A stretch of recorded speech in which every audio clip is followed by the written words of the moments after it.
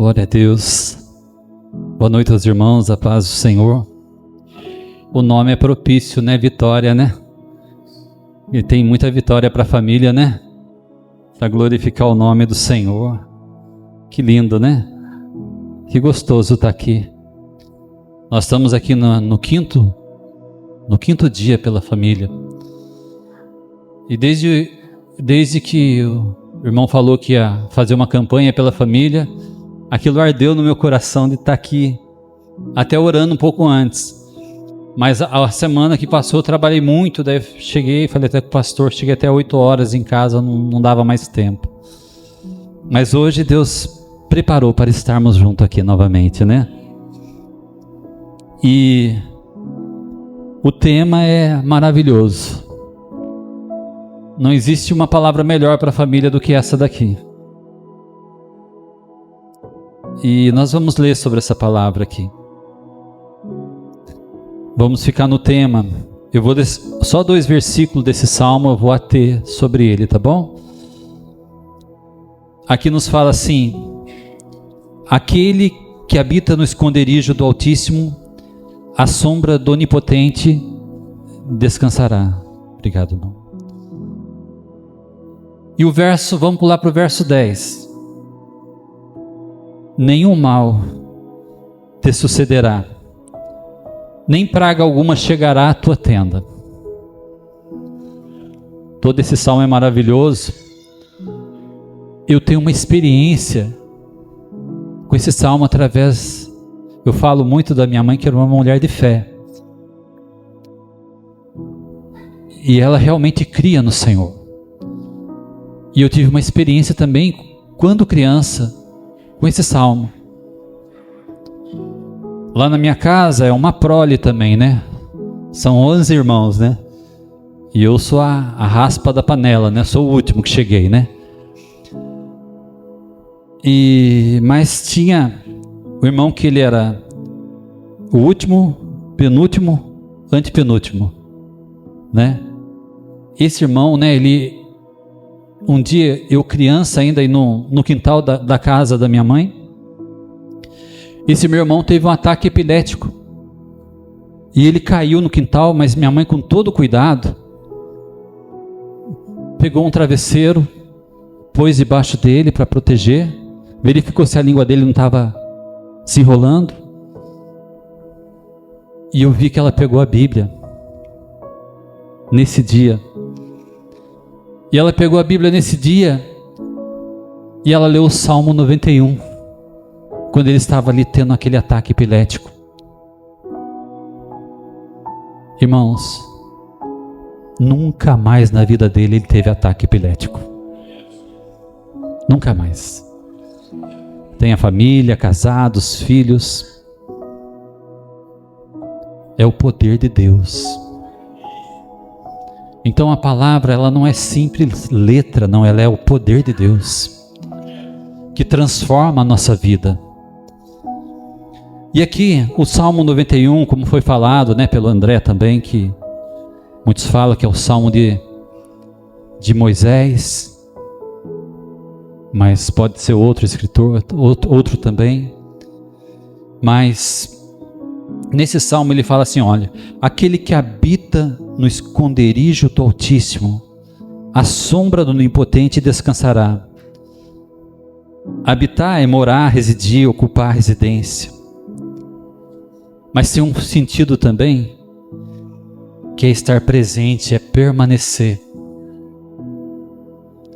Habitar no esconderijo do Altíssimo é permanecer. Você entra nessa habitação e permanece. Quando você está escondido no Senhor, Ele está te protegendo. É como um guarda-chuva, te protege da chuva. E o Senhor, Ele também te cobre no esconderijo do Altíssimo, à sombra do Onipotente. As mãos dele estão sobre nós, como fala até da galinha, né, que cobre os seus pintinhos. Ela protege. O Senhor também protege a nossa vida em todo instante. É uma mensagem, né, que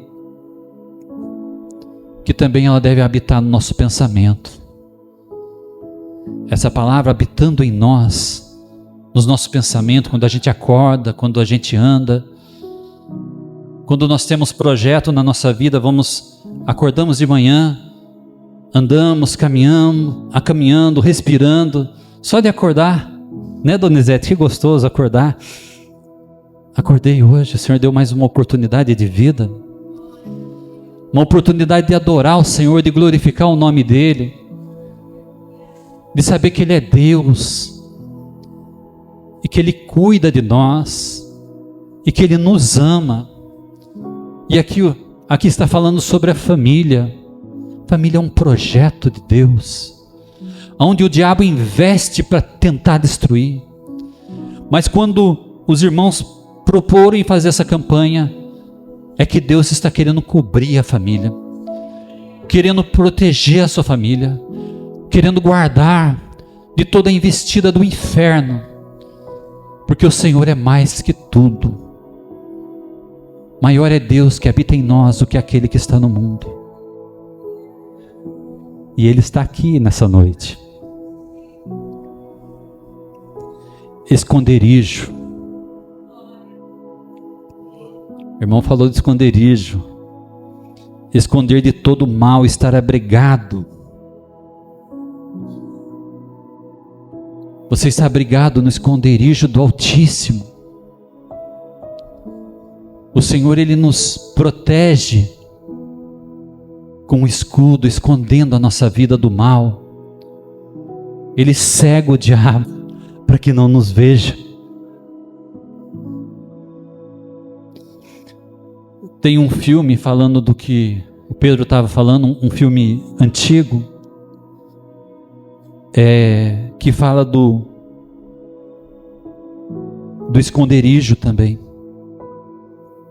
O esconderijo secreto, refúgio secreto, se não me falha a memória, é de Corrie ten Boom, uma holandesa, que era cristã.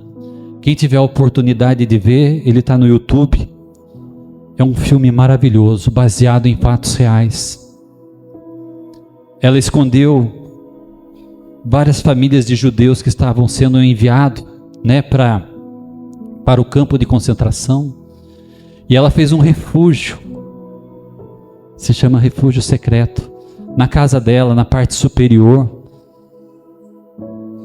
E ali ela escondeu várias famílias, ela preparou todo mundo. Se viesse alguém procurar na casa dela, né, a polícia, os nazistas que viessem para procurar os judeus, ela já preparou tudo certinho, tocava a campainha, todos iam para cima, todos escondiam, fizeram uma parede. Mas ela foi pega,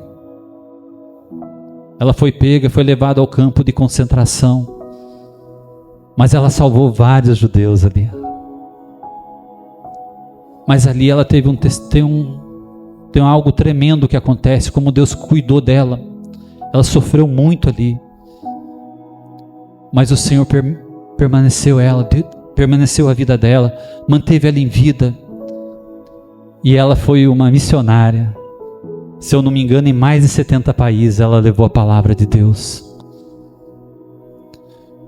Mas o refúgio, foi refugiado ali os cristãos, os judeus que estavam ali. Estar à sombra é sempre estar refugiado do calor do sol.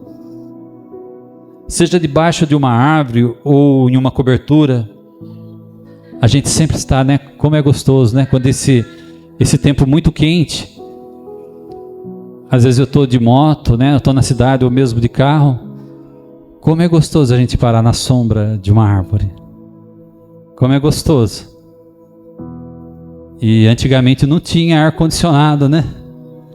E tinha mais árvores, né? Acho que até era melhor, o ar-condicionado era das árvores. E cai bem a temperatura quando você para debaixo de uma árvore, né? E é gostoso. Então nós estamos debaixo de uma cobertura, da cobertura do Senhor, que está falando a cobertura que vai nos proteger. proteger a sua vida, proteger a sua família. Quando você coloca a sua vida nas mãos de Deus, Ele começa a nos proteger. Ele começa a cuidar de nós. Mas nós não podemos apartar. Devemos permanecer debaixo dessa proteção. Porque o mal, ele está nesse mundo, ele está agindo. A Bíblia nos fala assim que o mundo jaz no maligno. Mas o Senhor tem cuidado dos seus. Tem cuidado das famílias. E às vezes Deus levanta aquele que está aqui nessa noite. Você está aqui, mas a sua família muitas vezes não está, ou está afastado, ou está passando por um problema muito difícil. Mas você é a coluna que Deus levantou para ficar na sua família. Então permaneça, porque a bênção do Senhor vai alcançando as gerações, vai alcançando as famílias. Deus sempre levanta um na família, para que a família seja abençoada, para que a família seja cuidada, para que a família seja protegida. Nem todos têm a fé, mas muitas vezes você é o canal da fé. É o canal daquele que vai transmitir a fé em Jesus Cristo, para que eles vejam que Deus está agindo. E o Senhor, Ele transforma a maldição em bênção. Aquele mal que estava planejado contra a sua vida, Deus transforma. E isso está na Bíblia, em Neemias 13, versículo 2, na parte B. Ele diz assim: antes assalariaram contra eles a Balaão para amaldiçoar o povo de Deus, ainda que o nosso Deus converteu a maldição em bênção. Balaão foi um profeta que se deixou corromper pelo dinheiro para amaldiçoar o povo de Deus, mas ele não pôde, porque Deus transforma a maldição em bênção. E se existe um mal lançado sobre você ou sobre a sua casa, esse mal cai por terra, porque Deus, Ele transforma a maldição em bênção. Aquilo que veio para te destruir vai te abençoar. O Senhor, Ele é maravilhoso. E lá em Romanos 8, 28 diz assim: sabemos que todas as coisas contribuem juntamente para o bem dos que amam a Deus, daqueles que são chamados pelo seu decreto. Então, muitas vezes tem coisas que acontecem na vida da gente que a gente não quer, que a gente quer fugir, né? Ninguém quer passar por tribulação, ninguém quer passar pelo mau caminho. Quando a gente está de carro ou de moto, ou seja, como for, você pega aquela rua toda esburacada, você quer fugir dela, né? Você quer pegar uma rua retinha, uma delícia. Quem que não quer? Você vai ficar estragando o carro, vai estragando a parte de baixo. Não. Você quer passar por uma rua tranquila. Mas Deus permite você passar pela rua emburacada, porque tudo tem um propósito, tudo coopera para o bem dos que amam a Deus. Todas as coisas juntamente. Em João 21, de 5 a 6, diz assim, ó: disse-lhe, pois, Jesus: filhos, tende alguma coisa de comer? Aqui, nesse trecho, Jesus vai falar dos peixes, da pesca maravilhosa.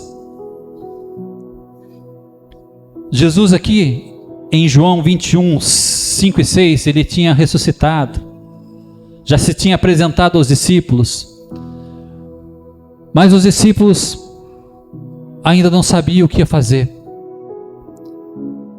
E Pedro falava: vou pescar, vamos pescar? Daí todo mundo foi pescar. Todos os discípulos foram pescar. Só que eles passaram a noite inteira pescando e nada pegou. Passaram a noite inteira, passaram lá e tentando pescar e nada vinha.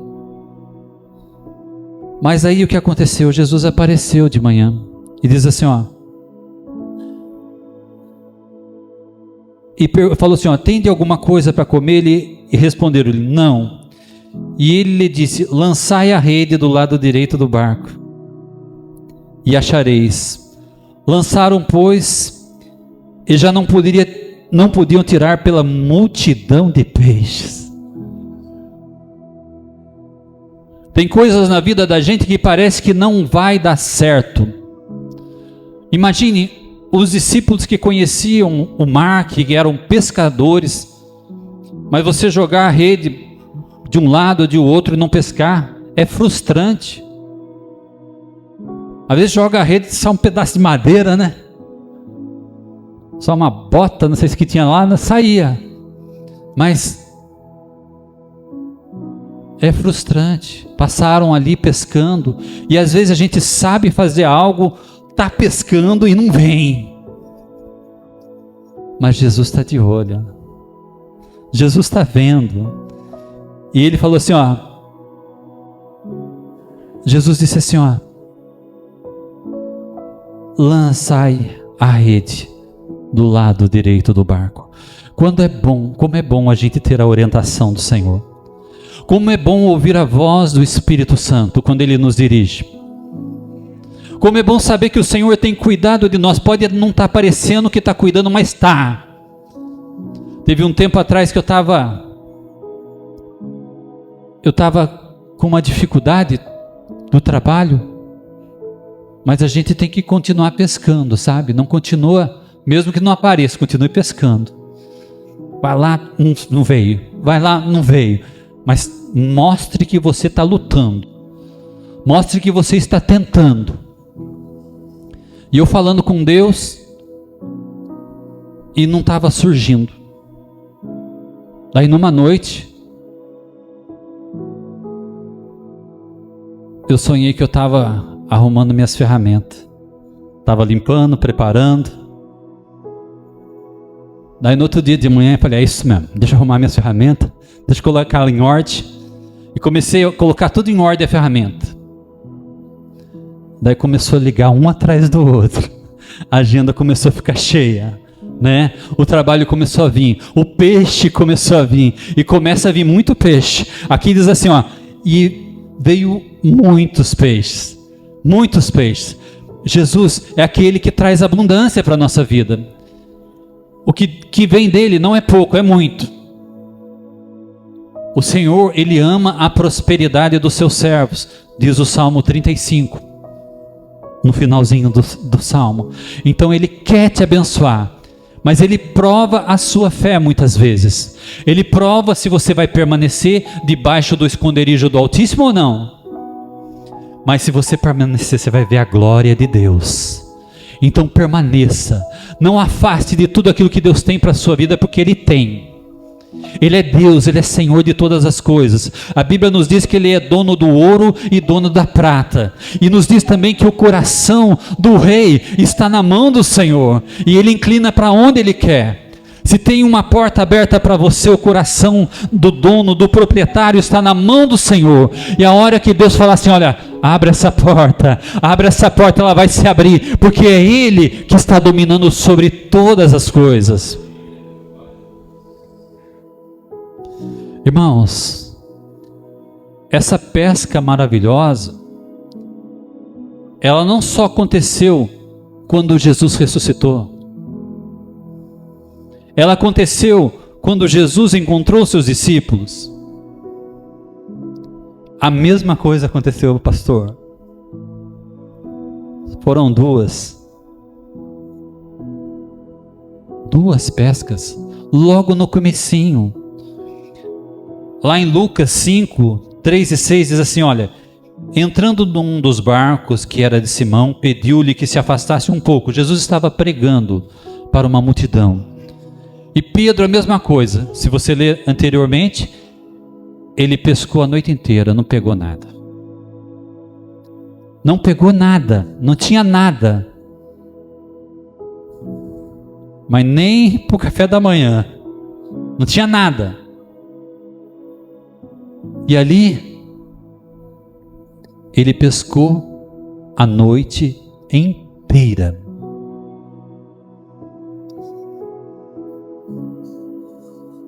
E o que aconteceu? Jesus apareceu pregando para aquela multidão. E quando Jesus apareceu, ele emprestou o barquinho de Pedro.